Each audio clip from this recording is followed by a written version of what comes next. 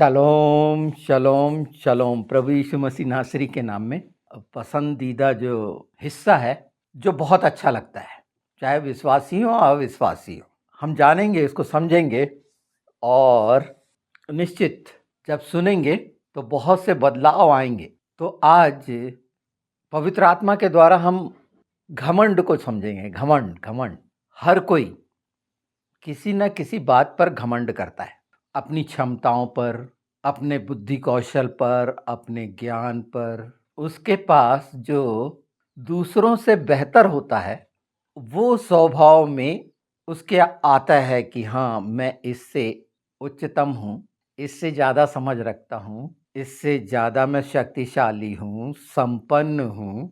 वो कोई भी हो, गरीब से गरीब, धनवान से धनवान, कहीं ना कहीं ये स्वभाव है और इसमें बड़ाई छिपी हुई है। अगर वो कुछ भी नहीं है तो अपने रिश्तेदारों में से बीन के निकालेगा कि कौन, और उनकी तारीफ करेगा, उस पर घमंड करेगा। स्वाभाविक है। तो ये क्यों करता है? और जो घमंड करने की प्रक्रिया मनुष्य के अंदर होती है उसको देखिए। और वो स्वाभाविक है, पर एक इंसान जब बड़ाई करता है, और बड़ाई भी वो उसकी करता है जो उसके करीब है, उसके हित जुड़े हुए हैं, किसी न किसी तरह से अपने आप को दूसरों के सामने प्रकट करने का एक सोर्स है, स्रोत है ये घमंड। इस बहाने वो अपना प्रदर्शन करता है लोगों के सामने और उसे खुशी मिलती है मन में। वो किसी भी तरह का हो सकता है। जब हम घमंड की बात कर रहे हैं तो इसके दोनों हिस्सों को भी समझ लेना जरूरी है। खुद पर घमंड करना और दूसरे पर घमंड करना। खुद पर घमंड करने वालों के हाल हम बाइबल से जान सकते हैं। और वो लूसीफर जो गिराया गया, क्यों गिराया गया, यशायाह 14 में और एजकेल 28 में अगर हम पढ़ेंगे तो ये लूसीफर के बारे में है। और ये जो घमंड है, अभिमान है, ये इसको और अच्छे से तब आप जान सकते हैं कि पवित्र शास्त्र में कुटिलता शब्द का इस्तेमाल हुआ है। जब तक उसमें कुटिलता ना आई, ये कुटिलता का आ जाना, कुटिलता के लिए बहुत कुछ कहा जा चुका है इसके पहले भी, पर आज हम घमंड से, अभिमान से जो जुड़ा हुआ है, और बाइबल उसको दिखाती है अधार्मिकता, गवाह, ये शब्द आया है हिब्रू में, अर्थात धार्मिकता से अलग हो जाना। घमंड जहां है वहां धार्मिकता हो ही नहीं सकती। अगर हम उसके एक दो पदों को पढ़ लें तो ज़्यादा अच्छा है। यशायाह आपने बहुत बार सुना होगा, पर पवित्र आत्मा इस हिस्से को हमारे सामने पूरी तरह से कि हम जाने स्वयं पर घमंड करना, तो उसमें कौन कौन सी चीज़ें आ जाएंगी जो लूसीफर से संबंधित है। आज हम जान रहे हैं हम घमंड किस पे करें, और बाइबल इस बारे में बहुत स्पष्ट है। मैंने बता दिया कि अनराइटसनेस जो है वो अधार्मिकता, राइटसनेस का एकदम उल्टा। जितनी जल्दी हम ये समझ जाएंगे तो आगे जो वचन की इच्छा है, हमारा उद्धार किस लिए हुआ है, और वो सब जिस बात के हम हकदार हैं, वो किस में रहकर हम पा सकते, तो समझने के लिए ही ये हिस्सा रखा गया कि दूसरों पर जब हम घमंड करते हैं तो कितने मंत्र मुग्ध हो जाते हैं, आत्मविभोर हो जाते हैं। उसके लिए कारण कुछ भी हो सकते, पर मुख्य बता दिया, धार्मिकता से अलग हो जाना और कुटिलता का आ जाना। देखिए 14 में लिखा है 12 से, हे भोर के चमकने वाले तारे, तू कैसे आकाश से गिर पड़ा है। इसे पूरा देखिए और 14 का मैं पढ़ देता हूँ। ये घमंड करने वाले का स्तर बताया गया है। मैं मेघों से भी ऊंचे ऊंचे स्थान के ऊपर चढ़ूंगा, मैं परम प्रधान के तुल्य हो जाऊंगा। ये स्वाभाविक मन में होने वाले विचार, बड़ा होना, ऊंचा बिल्कुल होना चाहिए, पर धार्मिकता में अगर हैं तो होना चाहिए, तो भलाई का कारण बनेंगे, नम्रता दीनता का कारण बनेंगे, और परमेश्वर की महिमा प्रशंसा बड़ाई का कारण बनेंगे, उसे प्रसन्न करने का कारण बनेंगे। 28 भी देख लीजिए इसे, ये लूसीफरी के बारे में है पूरा, कि ये भी 12 से देख लीजिए आप कि क्या क्या बताया गया है। कि 13 से देखिए, तू परमेश्वर के अदन नामक बारी में था, तेरे पास आभूषण माणक पदराज, हीरा फिरोजा सुलेमानी मणि यशब नीलमणि मरकत और लाल सब भांति के मणि और सोने के पहरावे थे। तेरे डफ और बांसुरियां तुझी में बनाई गई थी, जिससे जिस दिन तू सिरजा गया था उस दिन वे भी तैयार की गई थी। तू छाने वाला अभिषिक्त करूब था। मैंने तुझे ऐसा ठहराया था कि तू परमेश्वर के पवित्र पर्वत पर रहता था। तू आग सरी के चमकने वाले माणिक के बीच में चलता फिरता था। जिस दिन से तू सिरजा गया और जिस दिन तक तुझ में कुटिलता ना पाई गई, उस समय तक तू अपनी सारी चाल चलन में निर्दोष रहा। परंतु लेन देन की बहुतायत के कारण तू उपद्रव से भरकर पापी हो गया। इसी से मैंने तुझे अपवित्र जानकर परमेश्वर के पवित्र पर्वत से उतारा, और हे छाने वाले करूब, मैंने तुझे आग सरी के चमकने वाले माणिक के बीच में से नष्ट किया है। सुंदरता के माने में तू बहुत फूलता था, और ये सारा कुछ इसमें लिखा हुआ है। तो ये दो हिस्से जो आज लेन देन कर रहे हैं, बड़ी बड़ी चीज़ों को संभाल रहे हैं और बड़ा होना चाह रहे हैं, बिल्कुल होना चाहिए और भी आशीष से भरपूर होना चाहिए। पर ये जो पवित्र शास्त्र के वचन हैं, वो कुटिलताएं नहीं पाई जानी चाहिए। अगर वो पाई जा रही हैं तो इसका मतलब ये नहीं कि एक हाथ से भलाई कर रहे हैं और दूसरे हाथ से कुटिलता कर रहे हैं। चालाकी बिल्कुल भी नहीं चलेगी। अधार्मिकता में आएगा, वो गवाह में आएगा, और परमेश्वर की दृष्टि में आना ही है। मनुष्य की दृष्टि से बच सकता है वो स्वयं पर घमंड करने के लिए नाना प्रकार की योजनाएं, जो काई खा जाना है इस संसार का धन। पर तमाम धन को किस रीति से दिखाया गया है और उसकी शोभा बताई गई, एक विशेष, और परमेश्वर निश्चित लोगों को ऐसे ही उठाता बढ़ाता है। पर वो क्या करते हैं ये तो उनका विषय है। पर वचन अपनी जगह साफ है। पर यहाँ पर हम घमंड करने वाले पे नहीं जा रहे हैं। यहाँ तो हम किस पे घमंड करते हैं उसे देखेंगे। तो धार्मिकता के कितने सुंदर रहस्य हैं, ये भी पहचान होते जाएगी।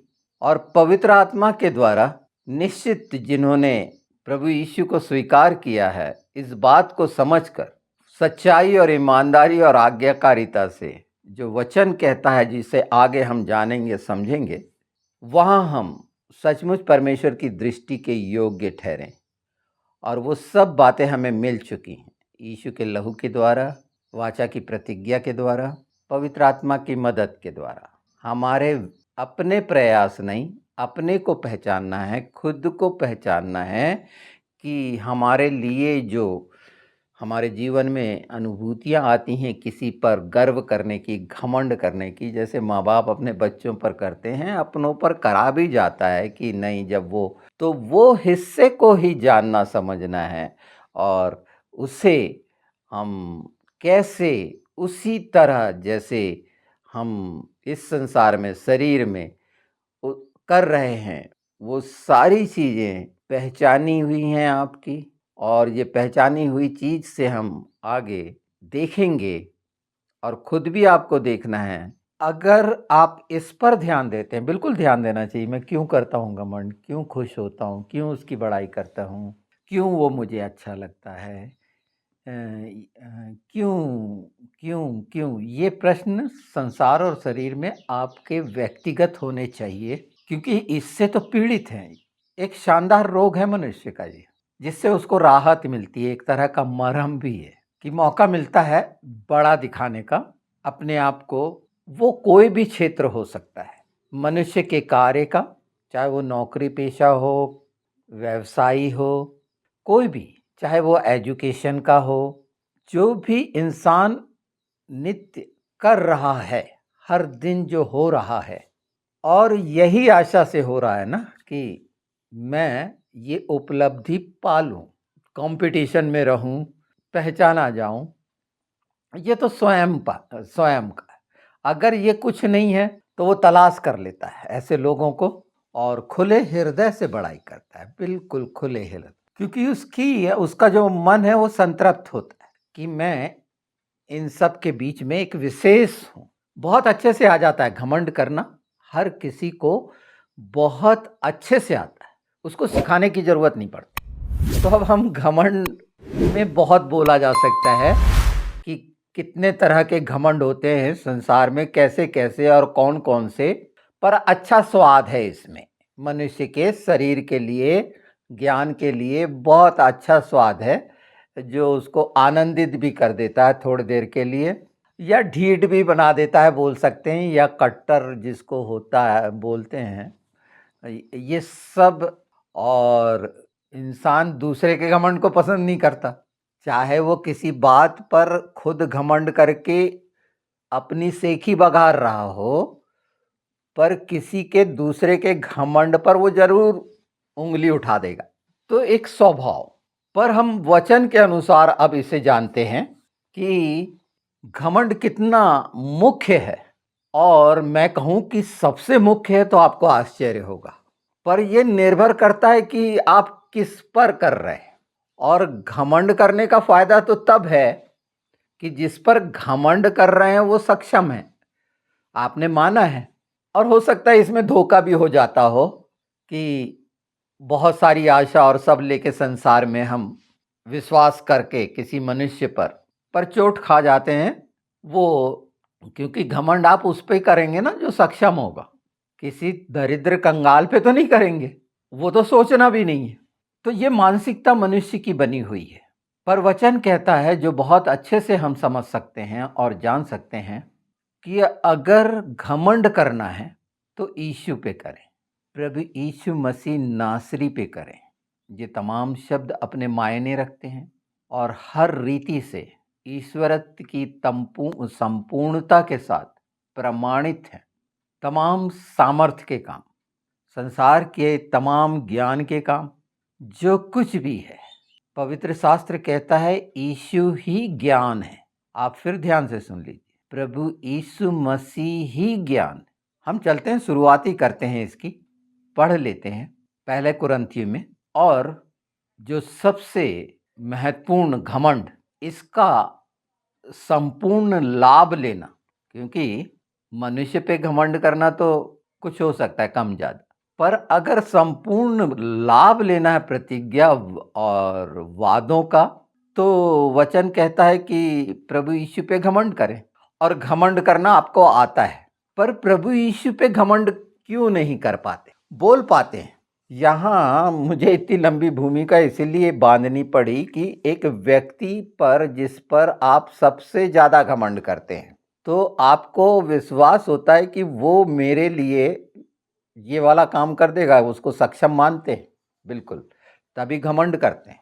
वो अपने आप में एक बना हुआ विश्वास और भरोसा है, और वहां आपकी आशा बनी रहती है, क्योंकि आपने उसकी सक्षमता को अपनी नजरों से देखा है, उसे परखा है और जाना है।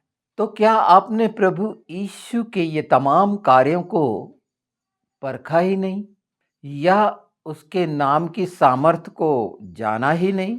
क्या है, आपने उसे कैसा माना? जब आपने अंगीकार किया, तो प्रभु यीशु पर गर्व करना क्यों नहीं आया, घमंड करना क्यों नहीं आया? क्या उसे उसी तरह तुच्छ ही मानते रहे और जरूरत में यीशु के नाम पर मांगते रहे कि मेरे लिए कर, और वहां पर भी विश्वास न प्रतीति न कुछ, बस बोल दिए? क्योंकि अगर यीशु पर घमंड कर रहे होते, यीशु के नाम पर घमंड कर रहे होते, बहुत ध्यान से समझ लीजिए कि घमंड उस पर करोगे तो तमाम प्रकार की सुविधाएं आपके आसपास रहेंगी, पर वो घमंड करना किसी के लिए वैचारिक स्तर पर गलत हो सकता है, पर आत्मिक स्तर पर घमंड में कोई दोष नहीं अगर वो यीशु प्रभु पर किया जा रहा है, क्योंकि तमाम ज्ञान यीशु है। प्रकाशित वाक्य कहता है, तमाम ज्ञान, बुद्धि, बल, शक्ति, धन, वैभव, ऐश्वर्य का मालिक और स्वामी आप क्या उसकी आधीनता में देखते हैं? तो हमने आधीनता में देखा ही नहीं ना। उस क्रूस पर चढ़े यीशु को जो हमारे लिए नंगा हुआ, वो बस वो भी नहीं देखते। हाँ, क्रूस पे चढ़ बिल्कुल एहसास नहीं कि कीले ठोके जाने का दर्द, नहीं नहीं, वो कोड़े खाने का दर्द नहीं, तेरे कोड़े खाने से हम चंगे हुए, बिल्कुल। हाँ, क्योंकि रोग तो लगे हुए हैं शरीर में। प्रत्येक और प्रत्येक मनुष्य को कुछ ना कुछ रोग तो लगा हुआ है, क्योंकि यीशु पे घमंड करना नहीं आया। अगर घमंड करना आता तो ये बात बोलते कि तेरे कोड़े खाने से हम चंगे हुए, तो हो जाते। हमने माना ही नहीं कि वो मुर्दों में से जीवित हुआ तीसरे दिन, और उसके वादे, अगर ये सच्चाई हमारे पूरे मन प्राण आत्मा बुद्धि में पूरी दृढ़ता से अगर होती, तो हम भी जीवित हो जाते।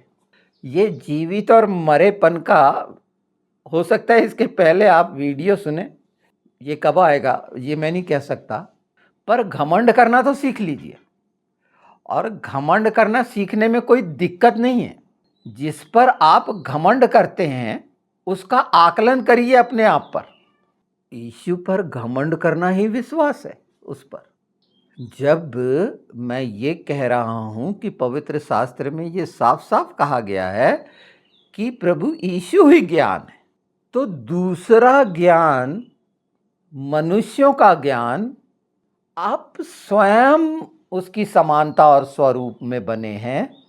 और जो राजाओं का राजा, प्रभुओं का प्रभु, सर्वशक्तिमान है, जो सृष्टि रचयिता है, बिल्कुल बोलने में बहुत अच्छा लगता है कि वो है, पर ऐसा हृदय मान रहा है क्या? ये बुद्धि स्वीकार कर रही है क्या?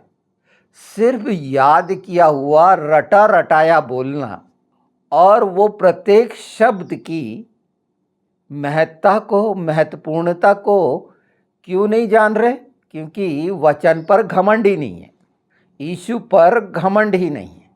नहीं तो बोले जाने वाले शब्द पर घमंड होता। मनुष्य के ज्ञान पर घमंड हो सकता है, पर परमेश्वर की सामर्थ पर घमंड नहीं हो सकता, कि वो सब सामर्थ, वो कार्य जो सब कुछ कर सकता है, परमेश्वर की सामर्थ वो है। हमारी ज़रूरतों का ये बहुत छोटा विषय है, बहुत छोटा। अगर मैं यहीं पर भी समाप्त कर दूं तो आपको कुछ तलाश करने की ज़रूरत नहीं है, बस ये जानने की ज़रूरत है और समझने की कि मैं कैसे यीशु पे घमंड करूं, और सचमुच में मैं यीशु पे घमंड कर रहा हूं, तो वो कार्यों के द्वारा दिखना चाहिए। क्योंकि अगर आप यीशु पे घमंड कर रहे हैं तो आत्मा की सब बातें जानता है, यीशु जान रहे हैं, तो वो लज्जित नहीं होने देगा। उसका वचन ही कहता है, मनुष्य पे विश्वास करोगे, उस पर घमंड करोगे, उसके ज्ञान पर, तो लज्जित हो जाओगे। तो आप सबको घमंड करना चाहिए, खूब घमंडी बनो, इतने घमंडी बनो कि संसार से पीछा छूट जाए। कैसा लगा? अजीब बात हो गई, संसार से पीछा छूट जाए और घमंडी बनना है, पर यीशु पर घमंड करने वाले बनो। और इतने घमंडी बनोगे तो प्राण की भी चिंता नहीं रहेगी, खाने पीने की भी चिंता नहीं रहेगी, रोग से तो नाता रहेगा ही नहीं, और अनुग्रह भरपूर रहेगा, हर चीज खुली रहेगी। घमंड तो करो, बहुत अच्छा लग रहा होगा ये विषय, पर चिंता हो रही कैसे करूं, यीशु पर कैसे करूं? होता ही नहीं है यीशु पर घमंड करते, आता क्यों नहीं है? मनुष्य पे तो बड़े जल्दी आ जाता है, आसपास की सारी अपनी काबिलियत पर बड़े जल्दी आ जाता है। कौन सी बात है रुकावट डालती? तो ये सोच रहे हो ना, यही तो रुकावट डालती है कि इससे पीछा छूटेगा तभी तो उस पर घमंड करोगे। और ये कोई काल्पनिक बात है नहीं, आप खुद इसके गवाह हो। हर कोई बड़े शान से बताते हैं, नहीं मेरे दादा बाबा बाप रिश्तेदार फलाना फलाना बहुत, हाँ, सर्वोच्च पोस्ट में है वर्ल्ड की, मैं तो अपने इंडिया की भी नहीं, वर्ल्ड की जाने पहचाने जाते हैं। और ऐसे सब चीज़ें, चाहे वो छोटा स्तर, अपने अपने स्तर पर कितने शानदार ढंग से प्रशंसा और बड़ाई करते हैं ना। मनुष्य का कितना अच्छा स्वभाव है, कि मनुष्य की बड़ाई कितने शानदार तरीके से करता है, कितनी लुभावनी मन भावनी बातें होती हैं, कोई दिक्कत नहीं होती। पर यीशु की बड़ाई उसके योग्य। तो ये जटिलता शरीर के कारण है, शरीर के ज्ञान के कारण है। और ये सच मान लो कि एक बार अगर घमंड करना सीख गए तो एक तरह का घमंड लिटमस पेपर भी है, जो दिखा देता है, पहचान कराता है कि वाकई में क्या स्तर है, कि है या नहीं है। इतने खूबसूरत हिस्से बाइबल में छिपे हुए हैं। प्रभु के दासों ने, चेलों ने इसको बहुत अच्छी तरह से स्पष्ट किया है। तो अब हम पढ़ते हैं पहला कुरिन्थी पहला ही अध्याय और उसका 26 से पढ़ते हैं, क्योंकि ये पहला कुरिन्थी पहला अध्याय दूसरा अध्याय थोड़ा सा ज्ञान और इससे मिला जुला है, एक खिचड़ी, और बहुत सारी बातें इसमें कही गई हैं। 18 आपको बहुत अच्छे से याद रहता है कि क्रूस की कथा नाश होने वालों के लिए लिखा हुआ है, क्योंकि क्रूस की कथा नाश होने वालों के लिए मूर्खता है, परंतु हम उद्धार पाने वालों के लिए परमेश्वर की सामर्थ्य है। ये घमंड का शब्द है ना, पर है क्या? पर ये जरूर कह देते हैं कि जो क्रूस की कथा है वो याद रहेगी, नाश होने वालों के लिए वो मूर्खता है, ये याद रहेगी, पर अपनी मूर्खता याद नहीं रहेगी, क्योंकि मूर्ख बनना नहीं चाहते, बुद्धिमानी है ना। तो हम शुरुआत करते हैं कि क्रूस ही उसी कथा का क्या मायने हैं, हम 26 से देखते हैं।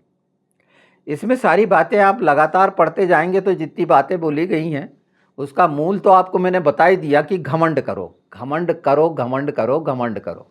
बल्कि गाना भी बनाओ, एक शानदार गाना बनाओ कि घमंड करते आ जाए। कोई तरीका तो ढूंढ लो, कोई सरल तरीका पवित्र आत्मा से पूछ लो, कैसे करूं? मैं घमंड करना चाहता हूं, होता नहीं। लोगों पे घमंड करना तो बहुत आसानी से होता है, पर यीशु पे घमंड करना, उस क्रूस पर घमंड करना, उसके लहू पर घमंड करना, उसके मांस पर घमंड करना क्यों नहीं आता? बोल देता हूं, मेरे जीवन की रोटी, मेरे जीवन का जल है, मेरे जीवन की ज्योति। मेरे को घमंड करते नहीं आता, मैं घमंडी नहीं हूं। कितना बड़ा झूठ है ना। संसार में सबके साथ रह के अपने घमंड की पराकाष्ठा को प्रदर्शित करते हैं, अपने शब्दों से व्यक्त करते हैं, हर जगह वाद विवाद पर अपनी बुद्धि कौशल का पूरा गुणा भाग गणित लगा देते हैं और बराबर कर देते हैं। पर यहां अच्छे से पढ़िएगा इसको, है ना, क्योंकि यूनानी तो ज्ञान की खोज में लगे रहते हैं ना। तो यूनानी कौन होते थे? जो वो तमाम फॉलन एंजल्स और उनसे उनको मिला रहता था, उनसे ही अपने अनुरूप और सारा कुछ देख रहे हैं कि वो कौन सा ज्ञान था, वो दूसरे आकाश से गिरे हुए से लिए हुए और कैसे कैसे करते थे। इस पे बोला जा चुका है, पर अब हम आगे जा रहे हैं। हे भाइयों, 26 सुनिए। हे भाइयों, अपने बुलाए जाने को तो सोचो कि न शरीर के अनुसार बहुत ज्ञानवान और न बहुत सामर्थी और न बहुत कुलीन बुलाए गए, परंतु परमेश्वर ने जगत के मूर्खों को चुन लिया है कि ज्ञानवान को लज्जित करे, और परमेश्वर ने जगत के निर्बलों को चुन लिया है कि बलवानों को लज्जित करे, और परमेश्वर ने जगत के नीचों और तुच्छों को, वरन जो हैं भी नहीं उनको भी चुन लिया है कि उन्हें जो है व्यर्थ ठहराए, ताकि कोई प्राणी परमेश्वर के सामने घमंड न करने पाए, परंतु उसी की ओर से तुम मसीह यीशु में हो, जो परमेश्वर की ओर से हमारे लिए ज्ञान ठहरा, अर्थात धर्म और पवित्रता और छुटकारा, ताकि जैसा लिखा है वैसा ही हो। जो घमंड करे वह प्रभु में घमंड करे। एक संसार का घमंड लेके परमेश्वर के सामने जाना, यीशु के सामने जाना, कैसा लगता होगा? बिल्कुल हम स्वीकार करते हैं इस वचन के अनुसार, हम निर्बल हैं, हम दरिद्र कंगाल हैं, तेरी सामर्थ्य प्रकट होती है हमारी निर्बलता में। बिल्कुल बिल्कुल बिल्कुल हम बिल्कुल वो मूर्ख हैं जो ज्ञानवानों को यहाँ पर कितना अच्छा लगता है, यहाँ मूर्ख बनना बड़ा अच्छा लगता है कि ज्ञानवानों को लज्जित करें। तो वो तो पहले से है, वो घमंड तो पहले से है। हमारे कामों के द्वारा परमेश्वर ज्ञानवानों को लज्जित कर, हमारे द्वारा नहीं, व्यक्तिगत हमारे द्वारा। एक निर्बल जो है, बहुत ही दुर्बल लागर, वो पहलवान के सामने जाएगा तो एक ही में उसका दम निकल जाएगा। तो क्या शारीरिक क्षमताएं तो परमेश्वर, हाँ, उस निर्बल के द्वारा भी उस जैसे महारथी महाशक्तिशाली को वो हरा देगा, क्योंकि सर्वशक्तिमान परमेश्वर है। घमंड अगर हम उस पर कर रहे हैं तो वो हमारी रक्षा करेगा। बड़े अच्छे से बोलते हैं ना कि वो दृढ़गढ़ चट्टान है, हमारी ढाल है। बोल तो देते हैं वो हमारी रक्षा करता है, बोल तो देते हैं, पर अपना उपाय करते हैं, नहीं नहीं नहीं नहीं। और ये मनुष्य का स्वाभाविक है। पर घमंड वो शानदार शब्द है जो पहली बार आप जान रहे होंगे कि वो इतना खूबसूरत भी है। बिल्कुल है, बाइबल में इसी तरह तो है।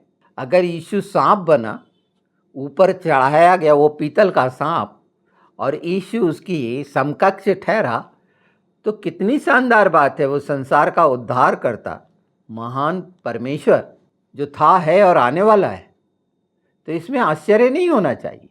तो घमंड को जाने, मैं आपके लिए पढ़ देता हूँ, पहला कुरिन्थी 2 उसका 4।